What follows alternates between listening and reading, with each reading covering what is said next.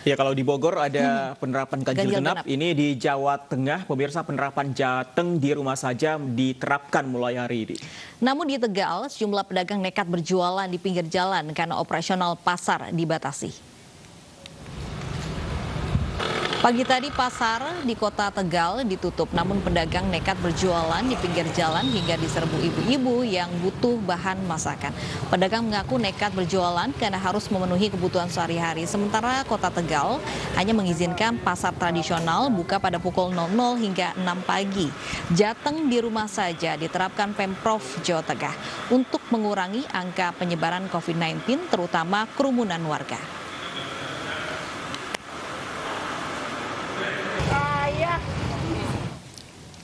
Dan sudah bersama kami ada Gubernur Jawa Tengah, Bapak Ganjar Pranowo. Selamat siang, Pak Ganjar.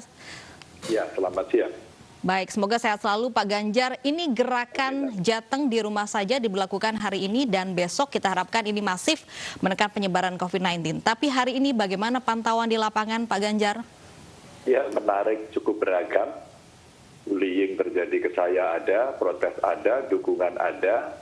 Terus kemudian yang kota masih ada kegiatan juga ada. Tapi saya mendapatkan laporan umpama yang di Brebes ini surprise buat saya. Karena hampir seluruh pasar-pasar tutup dan situasi kota sepi. Ini Brebes, ini menarik. Terus kemudian kota Semarang hari ini banyak banjir. Di beberapa titik agak sepi ya kejadiannya. Maksud saya kerumunan masyarakatnya sepi. Meskipun beberapa pasar tradisional masih dibuka, tapi hampir seluruh Jawa Tengah mal-mal ditutup. Jadi ada beberapa tadi media lain yang menyampaikan seolah-olah saya memberikan izin kepada itu, tidak. Tapi lokalitas yang diberikan oleh para pemangku kepentingan yang ada di kabupaten kota memang mereka melakukan judgement. Seperti yang terjadi di Sragen, terus kemudian di kota Semarang, begitu ya. Terus kemudian ada yang di Pati, di Blora, itu mereka membuat judgement gitu. Tapi yang lain saya kira melaksanakan. Pariwisata semuanya tutup. Ya. Hari ini teman-teman lagi memantau dan memang karena debit curah hujannya sangat tinggi sekali hari ini, jadi beberapa tempat agak tergenang begitu. Baik, Pak Ganjar. Dengan berita yang tadi kita simak, misalnya di Tegal, Pak Ganjar, ada pedagang-pedagang yang tetap berjualan di pinggir jalan karena alasannya memang mereka butuh pemasukan ekonomi. Apalagi sebelumnya katanya masyarakat di sana memang sudah memesan daging-daging jualan mereka sehari sebelumnya, Pak Ganjar. Tanggapan Anda? Iya, sebenarnya karena 2 harinya 1 minggu, kalau kita kerja 5 hari, maka sebenarnya betul-betul kita hanya istirahat di Sabtu Minggu. Itu pun sebenarnya kebiasaan yang sudah kita lakukan. Kedua, kalau kita kerjanya itu katakan 5 hari kita istirahat 2 hari, kalau 6 hari kita istirahat sehari saja. Maka tidak terlalu mengganggu. Ada yang tidak setuju, buat saya tidak masalah. Terus kemudian ada beberapa yang mencoba tetap ingin survive. Padahal beberapa masyarakat juga merespon dengan bagus, umpama yang terjadi di Kabupaten Magelang. Ada organisasi masyarakat, ini para alumni UGM, ya, keagama, mereka membuat gerakan cantelan. Silakan diambil yang butuh sayur hari ini. Beberapa orang menyampaikan, apakah kalau Anda di rumah saja selama 2 hari akan kelaparan? Rata-rata menjawab tidak. Bukan berarti kemudian yang tidak mampu tidak bisa kita tolong, bisa saja. Karena ada Joko Tonggo, ada teman-teman Kades, Lurah, ya, BNPB, BPBD, semua STP, pemerintah daerah STP, pasti akan dibantu. Yang kita butuhkan sebenarnya adalah partisipasi, yang kita butuhkan adalah empati kepada para nakes, ya, rumah sakit yang di beberapa tempat penuh, toh kita di beberapa kabupaten kota itu memohon agar ada 15 tempat tidur di ICU, tidak semuanya bisa memenuhi. Jadi artinya ini tantangan yang memang tidak gampang. Selain itu kita latihan disiplin. Yuk latihan disiplin yuk, mumpung kita masa PPKM, kita ambil yang 2 hari ini untuk kita sedikit lebih kencang gitu. Ya tentu ada ya pro kontranya dan saya sih menerima saja apa yang menjadi catatan kritikan masyarakat. Baik, selain tadi kita lihat di Tegal ada pedagang yang terpaksa berjualan di luar pasar karena memang pasarnya itu ditutup. Nah, ini juga ada curhatan dari warga Jawa Tengah yang memang mengeluhkan dari adanya hashtag Jateng di rumah saja ini. Kita lihat dulu statementnya berikut ini. Sudah berapa lama Pak tidur di becak? Ya sekitar 5 tahun. 5 tahun. Selama ini terima bantuan dari pemerintah atau tidak, Pak? Ya itu tadi malam dapat dari Pak Bupati 200. Itu jujur saja karena adegannya kan di sini tadi malam. Dia juga mintakan dapat. Kalau saya secara pribadi saya tidak setuju kalau dilarang keluar dari rumah. Bukan saya menentang pemerintah loh ya, ini maaf loh ya, tapi saya keadaan posisi saya itu tidak punya rumah. Kalau tidak boleh keluar dari rumah mau apa? Mau tinggal di mana? Baik, itu dia satu-satunya pekerjaan yang memang dimiliki oleh warga Jawa Tengah begitu, karena ini menyarankan warganya tetap di rumah saja, tapi bagaimana dengan pemasukan begitu, pemasukan dan juga yang memang tidak memiliki rumah begitu, Pak Ganjar?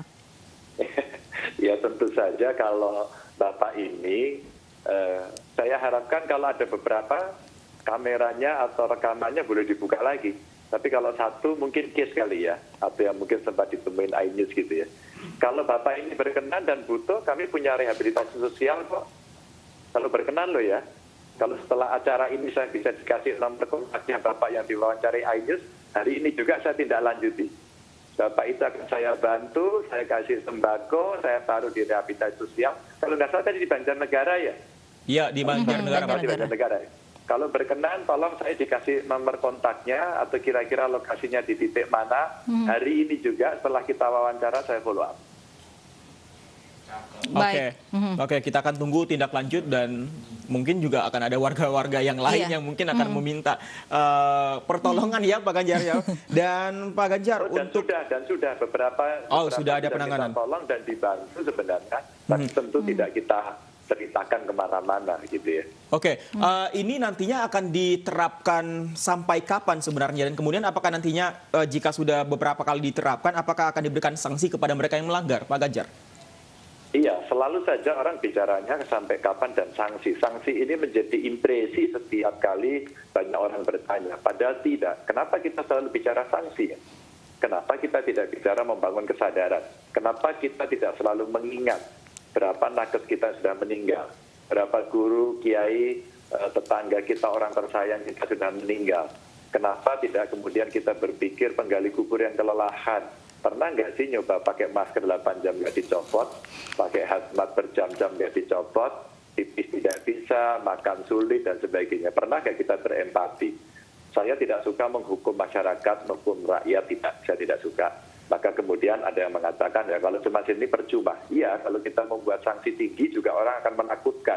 Nah, proses inilah sebuah konsensus yang mesti kita bangun, sehingga kalau hari ini 2 hari berhasil dan masyarakat mendukung, nggak apa-apa Pak Ganjar, barangkali akan bisa mempercepat sambil kemudian kita menunggu vaksin, maka kita bisa memproyeksi. Oh, berarti masyarakat mendukung, vaksin kami percepat, boleh ya. Kalau nanti kita siapkan lebih baik, kita lebih sedikit lama boleh ya di rumah ya. Nanti akan ada pertanyaan, Pak Ganjar, kalau saya di rumah, seperti Bapak tadi yang diwawancarai dan kemudian mereka menyampaikan kepada kami butuh bantuan, kan kami bisa memperpublic policy-nya. Kita anggarkan, kita siapkan, ditata dengan baik, gitu kan. Tapi harus sepakat loh ya, agar COVID ini bisa kita putus dengan cepat. Toh selama ini PPKM sudah 2 kali, Pak Presiden kan mengatakan kok tidak optimal ya. Pak Presiden bicara seperti itu, kita sebagai bawahannya nggak bisa tidur. Itu tanggung jawab berat. Bahwa kemudian akan ada keputusan seperti ini yang berekses, itulah risiko yang harus ada. Maka seringkali banyak yang tidak sanggup untuk menghadapi. Ya, karena pasti tidak populer, maka kemudian dilonggar-longgarkan. Karena kemudian dilonggar-longgarkan, maka itulah potensi kemudian terjadi penularan. Ya, kalau bisa prokesnya ketat sih saya setuju saja. Faktanya sudah 1 tahun dan saya 1 tahun memimpin kondisi COVID ini. Jadi ya insya Allah saya ngertilah persoalannya. Baik, 2 hari saja warga Jawa Tengah berempati untuk para nakes yang gugur demi berjuang melawan COVID-19. Terima kasih Pak Ganjar Pranowo, Gubernur Jawa Tengah, sudah bergabung bersama kami di iNews Siang.